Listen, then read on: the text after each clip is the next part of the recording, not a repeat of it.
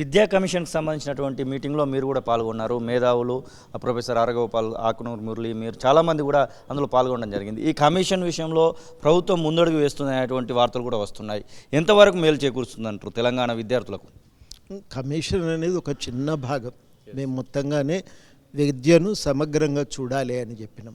కేవలము ప్రాథమిక విద్య ముఖ్యము, లేకపోతే హై స్కూలే ముఖ్యము అని గతంలో ముక్కలుగా నరికి విడివిడిగా చూసిండ్రు. అట్లా చూడకండి, సమగ్రంగా చూడండి అనేది.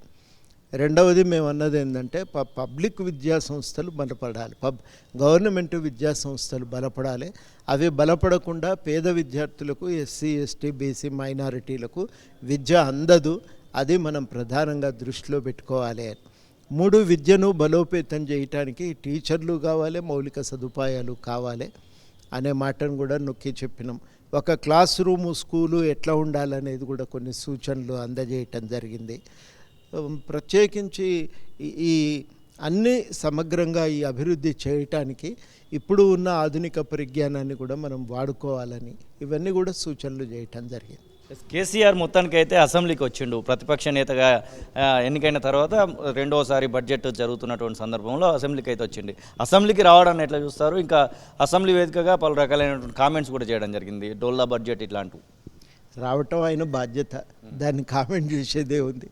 రాకపోతే పైసలు కూడా ఇయ్యరు, ఆయన జీతం కూడా ఇయ్యరు. అది కూడా మనం అర్థం చేసుకోవాలి. కాబట్టి అందులో అదేదో కొత్త విషయం గొప్ప విషయం అని నేనేం అనుకోవటం లేదు. వచ్చినోడు ఆయనతో కూర్చుంటే అయిపోయాయి కదా, ముళ్ళ మీద కూర్చున్నట్టు కాసేపు కూర్చొని లేసే వెళ్ళిపోయాయి. అది జరిగింది. ఇంతకు మించి దాంట్లో చెప్పటానికి ఏముంది? రావాల్సి ఉండే వచ్చిండు, రాకపోతే ఇక అది ఆయన దగ్గర ఒకటి ఏంటంటే ప్రతిదాన్ని ఒక వార్తగా చేసుకునే ప్రయత్నం చేస్తాడు. ఆయన రావటమే ఒక వార్త కావాలి, రావటం వార్త కావటానికి వీలు లేదు, రాకపోవటం వార్త కావాలి. ఛత్తీస్గఢ్కి సంబంధించినటువంటి విషయంలో మావోయిస్ట్ ఎన్కౌంటర్లు తరచుగా కనబడతా ఉన్నాయి.